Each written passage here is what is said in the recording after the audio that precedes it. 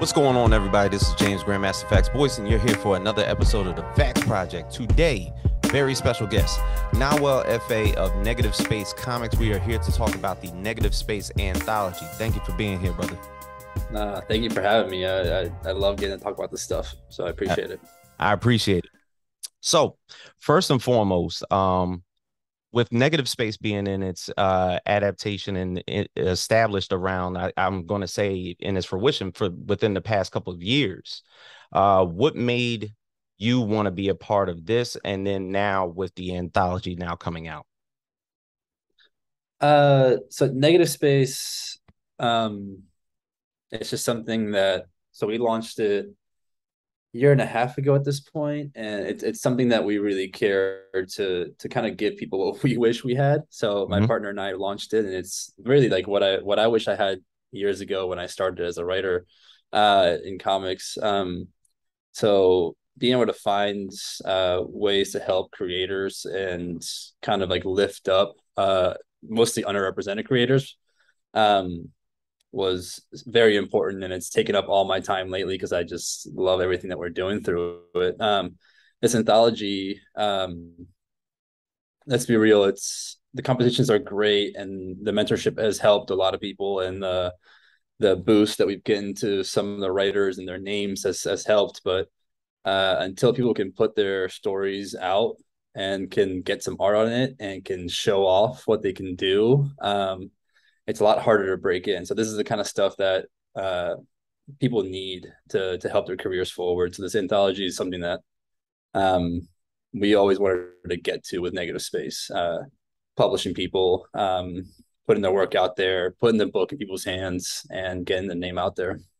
Now, instrumentally, my introduction to it, as well as a lot of people's, and basically through social media, they saw it instrumentally first as a writing competition. Now, how did that start? Yeah, so myself and my partner, Alex Dvorak, she's my partner in the business, but also she's my partner in life. We're both screenwriters and TV writers. So we've been submitting to screenwriting competitions for a handful of years. They're pretty regular in the screenwriting world. They've been around for years, and there's dozens and dozens of these competitions. And through the experiences there, like we've noticed the ones that like we do well in, we've won a couple, we've placed in a handful. We kind of notice the ones that kind of like actually help your career move forward. Yeah. Some of these will kind of like give you 10-minute Zoom with an agent, which if it all goes well is amazing. You get 10 minutes with an agent that knows your name now. But it's really hard to kind of make something work out of that. So we kind of like saw that there was something necessary in the comic book world in this competition space. There's a handful out there that are cool. I do love what Mad Cave does with their yearly competition. I do love what Platform Comics does.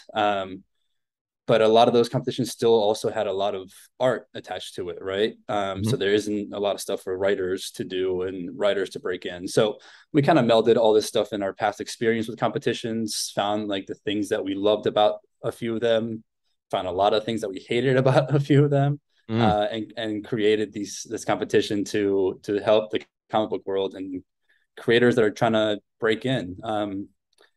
Luckily, through kind of growing these competitions, we've been able to like do more, right? So we have panels that we're doing now every 2 weeks and they're free for anyone to watch with professionals, so people can learn what it's like to pitch to an editor, what it looks like to break in, what the artist writer relationship looks like, all this stuff that young aspiring creators don't know, because let's be real, unless you hear it from someone that's experienced it, there isn't a book to tell you this. I mean, there's a handful of really good books out there, but the experience of it all really is where you learn.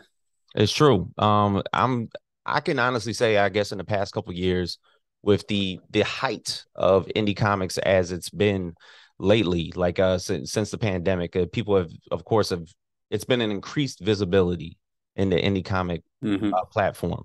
So what you're doing as far as as far as Negative Space and their mission statement, if you and feel free to correct me with this, it seems as though there's of course this educational side, there's this mentorship, and it's whether it's within the writing or the artwork. Yeah, so we focus mostly on writers for our first year, and that's mostly because it's just kind of what we know, right? Coming from the writing world, it's what we can connect with the most. We recently closed out a short comics competition that opened it up to the art side. There's yes, the one question we get often is when I reach out to mentors, and I do reach out to professional artists as well to do some of the mentoring stuff. Mm-hmm. Um, they're always like, "Why are you talking to me? I'm an artist. You're running a writing competition." Um, and I always tell them it's like the artists are, I think, the ones that actually have a lot of say in what works in the script. Mm-hmm. So I connect with a lot of the writers, so I've pushed the writing side a lot, but there's definitely some of the art side that we're still trying to kind of branch out more in. We've done a little bit for the artists, but we're gonna do more because yeah, there's a lot of, also, let's be real, there's a lot of artists who are also writers. It's Sure. easy for the writers to say, I don't know how to draw a stick figure. But there are a lot of artists out there who are amazing storytellers. So we're getting now to the point where we're going to start branching out and giving a little bit more space to the artists as well. But yeah, being a writer, I kind of gravitate towards that a little bit more. Definitely. Now, in bringing up the anthology, of course, it has a massive amount of contributors that are pretty much adding their talents to this as well as their mentorship. With you being in fruition for about a year and a half, as you said, how did it come to be that you've allowed yourself to collaborate with this many people? Man, it wasn't hard. I feel like um, we started with a general outreach to past winners, finalists, mentors, and judges, and that was our first outreach. Was like, hey, we want to do this. We think this can help our creators get out there. Um, and we had a quick pour of stories, ideas, and all of it. So luckily, a handful of those kind of went out and found their own artists. We reached out to artists on our side to just kind of connect some of the writers that are new in this world who didn't have artist connections. This was something that people are seeing, the need for more short story content out there. This is kind of the advice we hear from a lot of the mentors. So um, I'm lucky enough that when mentoring is happening, I get to sit in on all the sessions because let's be real, it's a one-on-one conversation between the mentor and the winner, right? Mm-hmm. Um, I'm in there with my mic off, my camera off, just in case any technical issues come up, and I'm there to kind of like jump in if people need to share screens, whatever it is, right? Zoom stuff. Yep. Um, so I'm lucky enough to be able to sit in and hear a lot of the advice that these mentors are giving the writers. And the one I hear the most is the importance of short stories when you're starting your career.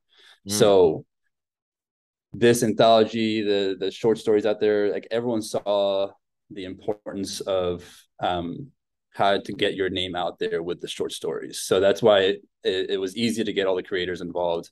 Um, Obviously, all the winners and finalists are ready and eager and hungry to get their names out there, to get their stories out there, Mm-hmm. and then some of like the bigger names, so like our mentors and judges that are contributing to this, they understand that their name being on these lists is helpful to everyone.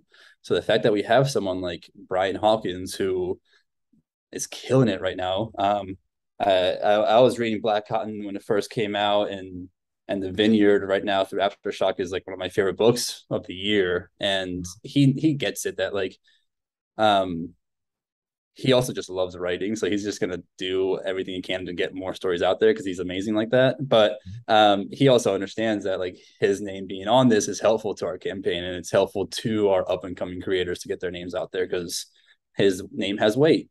It's Same true. with someone like Teddy, who's an editor at Aftershock. Same someone like Marla, Justin, all these people that are um, professionals and like have been in the comics world for years now. Um, they know that they have stories they want to keep telling because they love comics and they want to make as many comics as they can, but they also know that this is helping some of the up and comers get their names out there even more.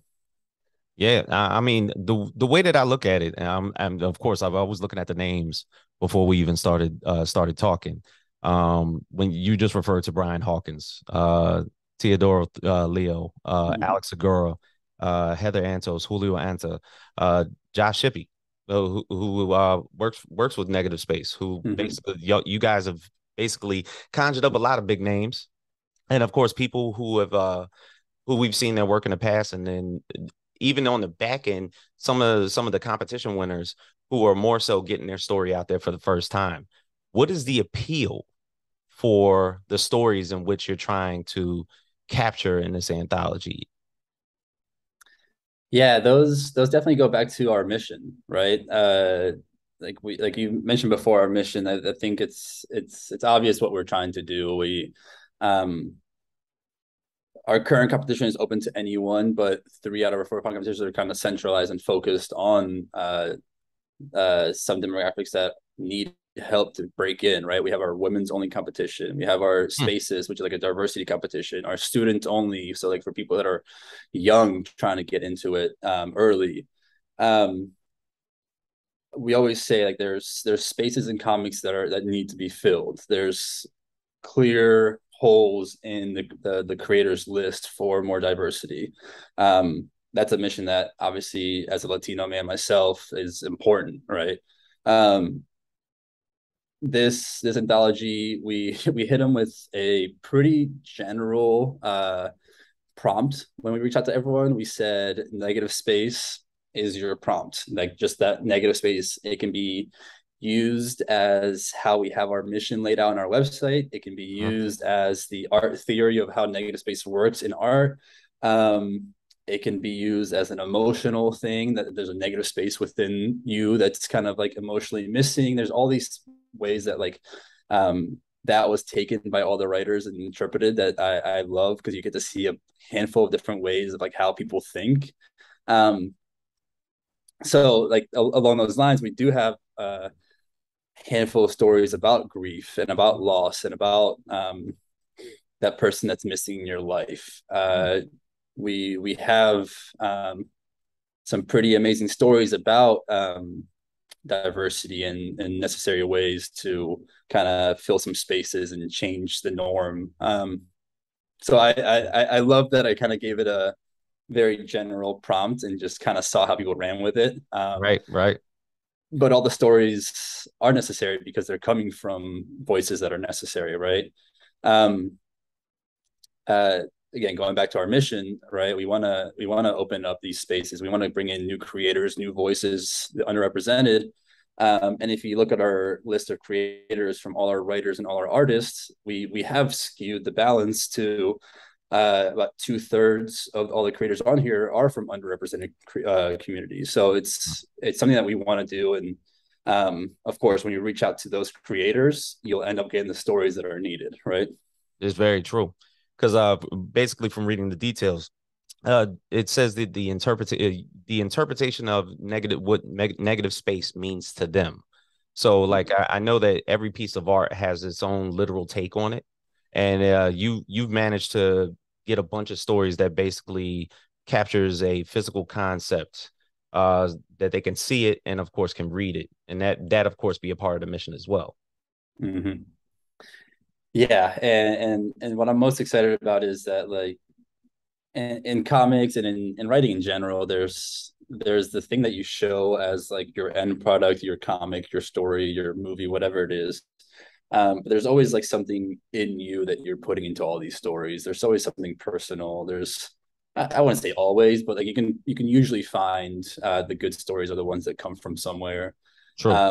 And we have a space within the anthology. So there's going to be um, the title page, right? Where it's gonna be like the title, the creators, the credits, whatever it is for each story. and there's going to be a space there for them to kind of explain and say in their own words why this story means something to them and what it means and why they're putting it out there and why they wanted to tell this story. And those are going to be pretty amazing to have out there and to show who the creators are behind the pages.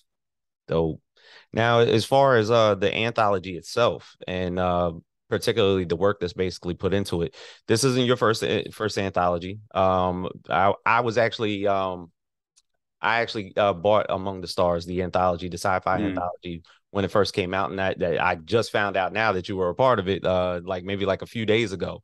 So definitely appreciate that, because you've actually shown that you could do genre bending. You're not only doing this, you're doing horror, you're doing sci-fi, Mm-hmm.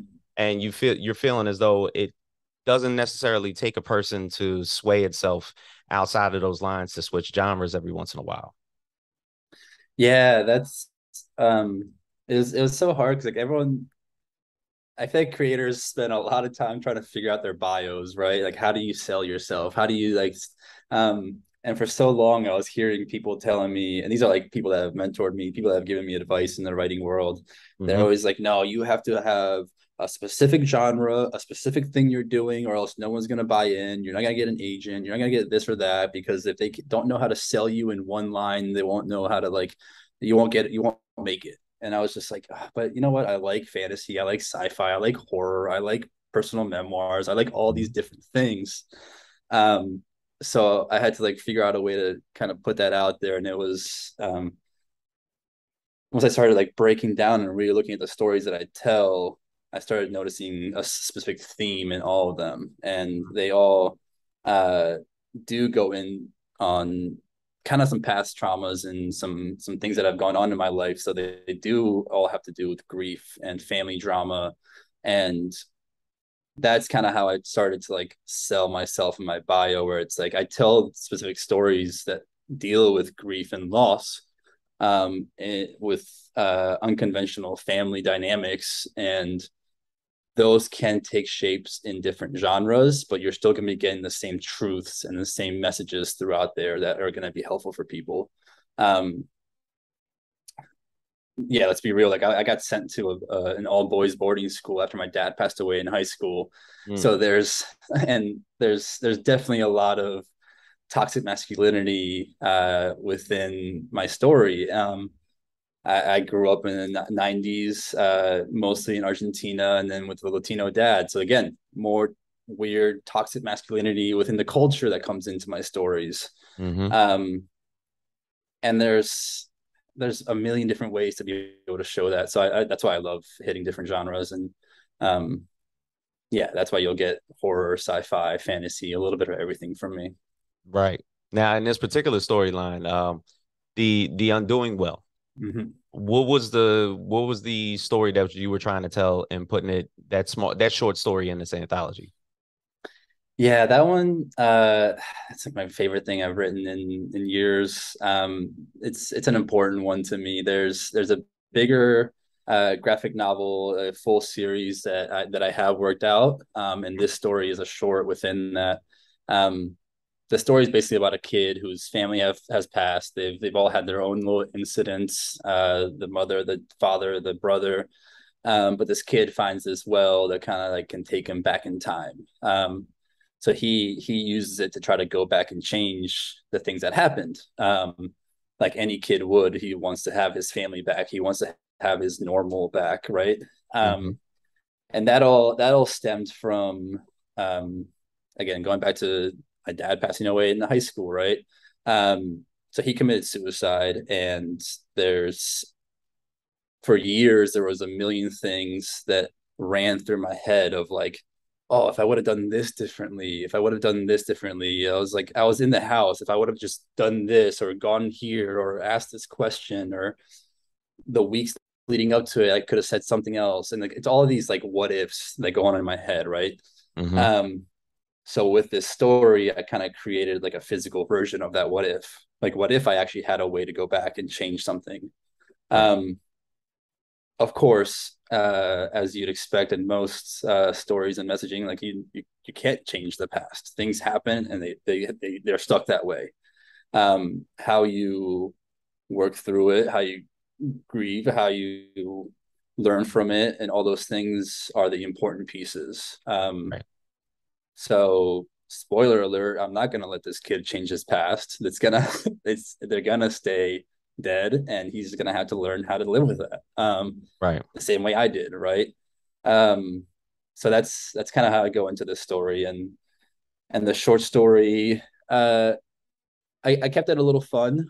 It still Okay. is almost like a little side mission in this bigger story of him going back to find this little mini adventure, but the truth of it all is still there. His real want, which is to change the past, is still within the story. Hmm. Um, but but yeah, once the bigger series comes out, then people will get the full story and the full deepness of it all.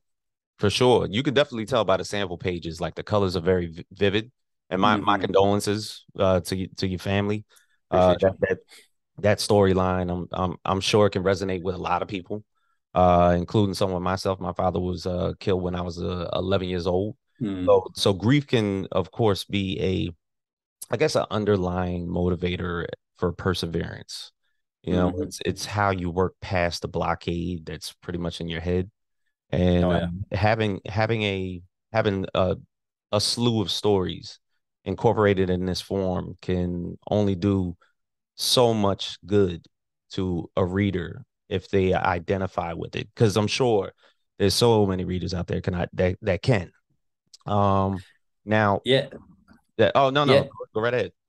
The only thing I'll add to that is that, yeah, the same way that I created Negative Space, thinking of like what I wish I had as a writer, I write in the sense that I I write the stories that I wish I had when I was that age. Hmm. Um, 15 years ago, these stories weren't out there, right? So I'm writing it for the kid who unfortunately has to go through the same shit that I did, right? Hmm. Um, so yeah, it's that's another piece to all of this is, and I'm sure a handful of all of these other stories that are in here are the same, that they're just from voices of the stories they wish they had when they were younger and going through stuff.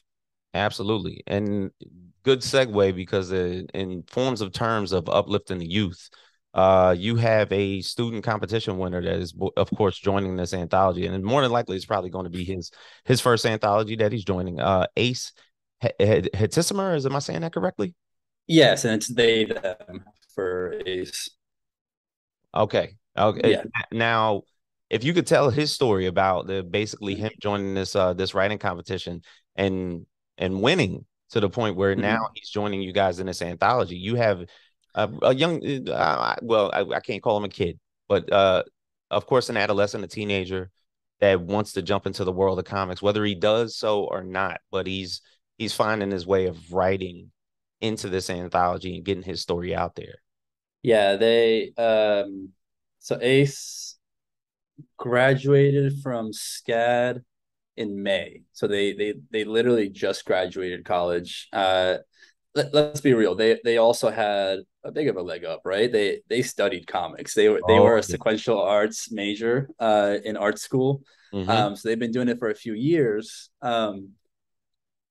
But then again, just because you're like you'd imagine for any career, anyone studying in college, it doesn't mean that you're gonna get a job in your dream career right out of college, right?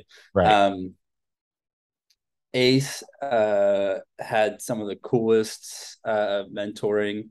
They met with Brian, they met with Brian Hawkins, they met with a handful of other people that right away could tell that they had something special. Their story, their and I say this often about Ace.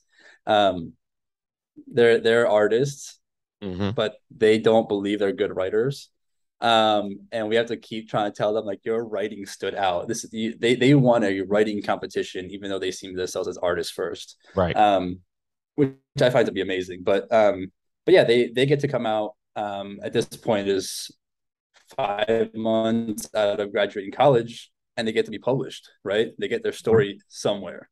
Um, I remember, and I'm gonna remind Brian with this one, but while they were going through The mentoring session, I remember Brian was so blown away by Ace's art talents that Brian was like, cool, you're going to do a variant cover for one of my stories in the near future. Nice. So again, like jobs coming out of it right away. And it's funny, I was telling Ace the other day while we were setting up some promotions for this anthology, and like everyone has to like hit their own group, right? Like reach out to your friends and family, tell them to buy the book, reach out to your past colleagues, past whatever. Um, I told Ace, I was like, yeah, reach out to all your past friends in college and tell them, like, brag about it. You're getting published already. You're the first one coming out of Mhm. SCAD in your sequential art program. You have dozens of other kids who want to be in comics, and you're the first one getting published. Brag about it. Get them to buy it. True. Um, yeah, I'm excited. They actually just sent us their page 3 fully colored yesterday, and I just keep being blown away by their talent. I can't wait for them to be seen in this world. Dope. Dope. Now, why did you choose Zoop? Now, a lot of people choose, Mm, of course, chosen to crowdfund through Kickstarter. I mean, shoot, they've collected $30 million, I think, in mm. 2021, just based off of indie comics alone. With Zoop being a startup, and I've had a chance to talk to Jordan Plosky uh, on the podcast before about his incorporation and why he chose to jump into the strictly indie comics through crowdfunding. Why choose Zoop? Uh, there's a few reasons. Again, this is all. It's so funny. So I talk about all the reasons why we chose Zoop. The smallest of the reasons is that it still made sense money wise, Mm-hmm. um, to go through Zoop. They have connections to printers. They do fulfillment. They do all this stuff that really helps the project out in the long run. Um, but let's be real. My real reason to going for them is a Zoop is comics centered and comics focused, right? True. Fact. That was important to me. Yes, like Kickstarter has way more eyes on it, right? So they can get your project seen by a lot more people, but that doesn't mean that all those people are going to want to buy a comic. Mm-hmm. People that are on Zoop are looking for comics. So that was important. And then the next most important piece was just how responsive and how helpful they were throughout the process. I remember I reached out to them, I think it was end of July, early August, like early in the process. I started my research on which platform to go with, and first of all, they replied on Twitter right away. And once I started talking to them via email with Jordan, and the team there, they answer quickly. They have answers to a lot of questions. So a book this big, I did have questions about the printing, about their marketing, about a lot of stuff that they have way more experience than I do with, because they're just constantly doing all these things and helping promotions. They were so responsive, so helpful. They're on top of their emails. If I write them, they're on top of it. Um, sure, the platform is younger than Kickstarter, but uh, I like connections. I think that's what the comics world is, right? Having a one-on-one connection with someone and what your project is. Kickstarter would have been just me updating a page and putting it out in this void. Right. Zoop cares about comics. They're there for a reason. And it was I had this awesome run in. I was at New York Comic Con last week, um, and I was walking around, sharing these little postcards that we made up for the anthology with people. Right. Um, and I was sitting there at a booth, and I was holding these, and this guy comes over, and he was just like, "Oh, that's us," and I was like, "No, no, no, this is us. This is my project. Like, what do you what do you want one?" And he was like, "No, no, no, like that's us. It's going through Zoop." And I was like, and I look at him, I'm like, "Jordan?" And he was like, "Nahuel?" And all of a sudden we had like this amazing, like we've been emailing with each other for about 2 months, Amazing. longer at this point, and we just randomly ran into each other in this huge convention. And then we got to just hang out for like 15-20 minutes talking comics, talking about the campaign. Like, he had suggestions, he had some things we can do next. Like he still knows, he has my project on the top of his mind. He wants to help it succeed, and like that's not something you're going to get with Kickstarter. We literally had the guy who's running Zoop get like know what's going on in my campaign, know where the numbers at, know what we can Mhm. go next. And that's something that means a lot to me. Dope. That's an amazing story, by the way. Yeah. So as far as a medium, I would say since 2018, the wealth and growth of indie comics has been flourishing. Mm-hmm. I feel like there's been a lot more eyes, a lot more visibility, a lot more transparency as far as indie comics is concerned, and better yet, the stories that are pretty much being put out there. What is the art form of comics meant to you personally? I mean, I can go all the way back. I mean, it's the first art form that I remember. I grew up in Argentina. Hmm. Um, yes, we had like our own shows and stuff like that going on, but for the most part, what I loved as a kid, as you'd imagine, as a 7-year-old, 8-year-old, 9-year-old in the early '90s, I was watching Ninja Turtles, X-Men, stuff like that Hmm. on TV, and a handful of animes. Um, my grandma used to go out for her daily smoke, and I would usually walk with her around the block. Um, and we would usually walk to the same corner where the newsstand was, and that's where I would like just start getting a chance to like read through comics and read through. Mostly it was X-Men, um, and that's when my love for comics began. So I started seeing Ninja Turtles, I started seeing Dragon Ball Z, X-Men, and stuff like that on Hmm. at the newsstand. Yeah. Um, and I wanted to do it so badly. It was like my first way of like being able to like look at a story, and start breaking down like how can I do this. I used to I used to draw and like write these little like comics, and like again, you can probably so many comics people probably have the story right where they were like little kids like making their own little comics or whatever it is. Um, and I used to set up next to the newsstand to sell these little comics on the street. And my favorite story that I found out years later was that my grandma would usually like give money to someone down the street and tell them to come buy my comic. Ah, um, which like blew me away when I heard the story. But that's where it all started. That's where it all started, and that's kind of where it led to me loving the X-Men.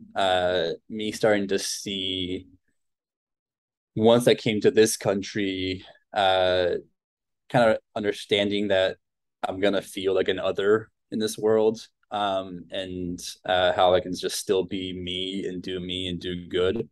Um, it wasn't until I read Chris Claremont's "God Loves, Man Kills," yeah. that little graphic novel for the X-Men. Um, it was in that one that I started to realize that you can tell some deep stories in comics. Because again, I grew up in the '90s comics, right? So I was used to like the Jim Lee's, like the action focused kind Oh of yeah. '90s comics. Like this was before I like went back to like find '80s comics that had some other deeper stories, like Dark Knight and Watchmen and things like that. Hmm. Um, so that God Loves, Man Kills is where I first realized how important the stories can be in this. And that's where I just also started realizing I love movies as well. I studied screenwriting in college, so that's where like my writing took me in college. Um, but lately, I've just been in the last I think 4 years or so. My focus has kind of gone back to comics a little bit more because they're just more fun. You can hit different audiences. The Undoing Well is a story that um, like I said, at its core, you're teaching about impermanence, you're teaching about death, Hmm. and because it's a comics medium, you can tell those stories to young adults and to middle schoolers or high schoolers, and hit them with some truths that they probably already know at this point in life. But people aren't like talking to them straight up, so you get to like tell them stories that are real, Hmm. in a format that is fantastical and it is seen as like comics are for young kids, whatever it might be, but you can tell them some truths with it. You can tell them some life lessons. So yeah, that's why comics mean a lot to me. Excellent. Excellent, bro. So I appreciate you for joining me today. For anybody that basically wants to get their hands on the Negative Space Anthology, If you could refer them to how they can do so, even before and after the campaign. Yeah, so Zoop is where the campaign is being hosted. We have at the time of this recording, there's still about 3 weeks left of the campaign, so there's still a lot of time. You can look up Negative Space. We are mostly Twitter, Instagram, but a bit more connections on Twitter. I mean, you can find Negative Space Comics on both of those, and negativespacecomics.com to get all the information about our competitions, about the anthology, about our events, our upcoming panels. Which again, we have free panels every 2 weeks, and we're still in talks right now to figure out where this anthology is going to live after the campaign happens Okay. with publishers. So there's going to be news on that, hopefully somewhat soon. But we'll put that out there when we have it and when it's ready to put it out there. But for now, it's available through the campaign, and we'll see how it lands afterwards. Excellent. Excellent. So Negative Space is now currently on Zoop for the next few weeks. Feel free to go out there and get that. Nahuel, I appreciate you wholeheartedly for telling your story, and of course, for having the opportunity to put Negative Space on Front Street for everybody to see. Now, thank you for the time. Thank you for the space. I appreciate you for letting me talk about it. Absolutely. So for James Grandmaster Facts Voice, Nahuel from Negative Space Comics, we are out.